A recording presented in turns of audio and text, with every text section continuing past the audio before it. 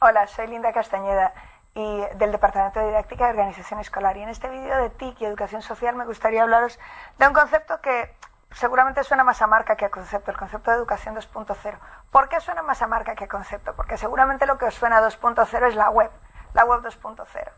Pero me gusta esto de hablar de Educación 2.0 porque nos hace un poco ver en dónde estamos o en dónde deberíamos estar si tuviéramos en cuenta que la educación avanzara tanto como se supone que avanza la tecnología. Fijaos, a principios del siglo XX, del pasado siglo XX, se imaginaba un artista, Villemard, se imaginaba que la educación iba a ser algo así, que un aula iba a ser algo así, coger los libros de texto y triturarlos para meterlos en los niños a través de auriculares. No quisiera extenderme en cuestiones de libros digitales y demás, pero ¿a qué os suena de algo? En cualquier caso, cuando hablamos de la tecnología y de cómo la tecnología influye en la educación, lo primero que nos viene a la cabeza es Internet. Sin duda, cuando aparece Internet y cuando aparecen las tecnologías de la informática, lo primero que se intenta desde la escuela es optimizar procesos que ya teníamos, procesos de traslado de información, que teníamos un determinado tipo de escuela y ese determinado tipo de escuela generó un tipo de tecnología diferente, en concreto los entornos virtuales de enseñanza-aprendizaje, que eran los que nos ayudaban a tener lo mismo que teníamos en la escuela, pero ahora de forma más optimizada, más eficiente. Una biblioteca, pero ahora una biblioteca en red. Fotocopias, pero ahora fotocopias en red. Un sitio donde hablar con el profesor, pero hablar con el profesor en red. El problema es que cuando aparece la web 2.0 y con ella la posibilidad de crear, publicar, compartir y difundir información por parte de casi todos los actores de la red, de nosotros y de nuestros alumnos, entonces nos convertimos en lo que Alan Toffler nombró los prosumers, productores y consumidores a la vez, no solo consumidores como antes. Y eso hizo que la información y la cantidad de información en Internet se fragmentara y se desperdigara a lo ancho y a lo largo de toda la red de forma espectacular, lo cual nos obligó a pensar de forma distinta. ¿Por qué? Porque se multiplicaron de forma extraordinaria las fuentes de información, de lectura, de creación colectiva, de publicación, de difusión, de enriquecimiento y de conexión que tenían nuestros alumnos y que tenían las personas a la hora de educarse. Toda esa fragmentación ha hecho que tengamos que empezar a pensar si solo estábamos hablando de una educación nueva en términos de tecnología, con un nuevo aparato, con una nueva tecnología como el entorno virtual de enseñanza-aprendizaje, o si estábamos hablando de un modo de entender la educación de forma diferente.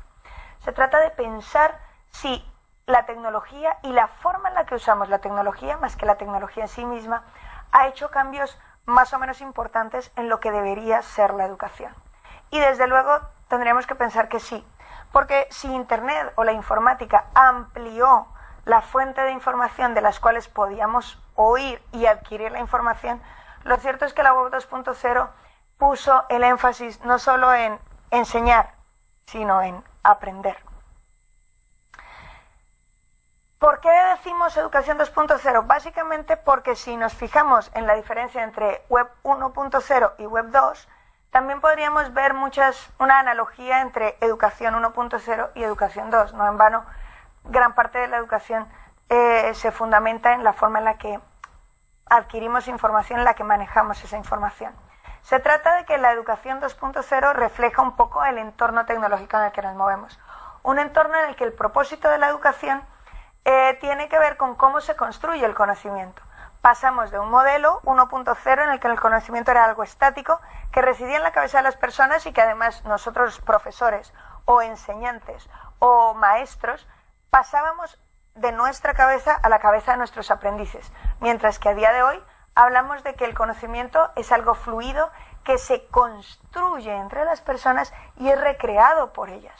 Ya no se trata solo de que yo pase lo que me cabe en la cabeza a lo que cabe en la tuya, porque ya probablemente lo que cabe en mi cabeza y lo que cabe en la tuya es una ínfima parte del conocimiento que seguramente tendrás a lo largo de tu vida.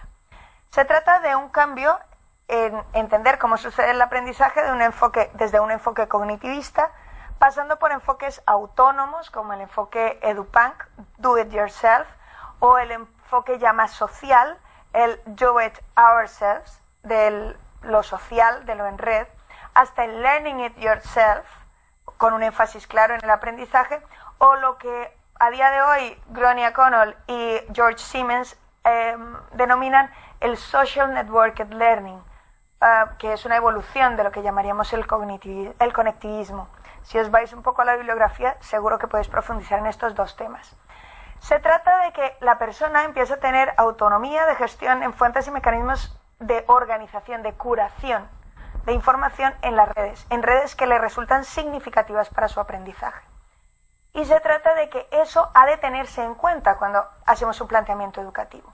Se trata de que los entornos educativos dejan de ser impermeables, entorno formal, entorno no formal e entorno informal, y empezamos a ver cuál es la permeabilidad entre ellos. Y hablamos de conceptos como educación expandida y hablamos de conceptos como entorno personal de aprendizaje. Empezamos a poner el énfasis educativo más en las conexiones entre lo que aprendemos o entre los conocimientos, más que en los contenidos que aprendemos.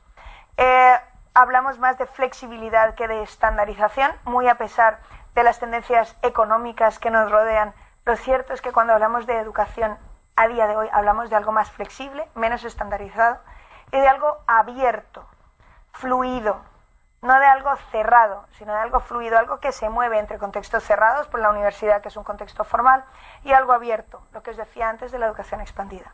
En realidad se trata de ver la educación de una forma radicalmente distinta, que cambia sus fundamentos y pasa no solo a incorporar una tecnología, sino a incorporar una forma de entender la sociedad y la forma en cómo aprendemos, y que embebe todos los entornos educativos que conocemos, los formales y los no formales como los que trabajamos en TIC y educación social. Gracias.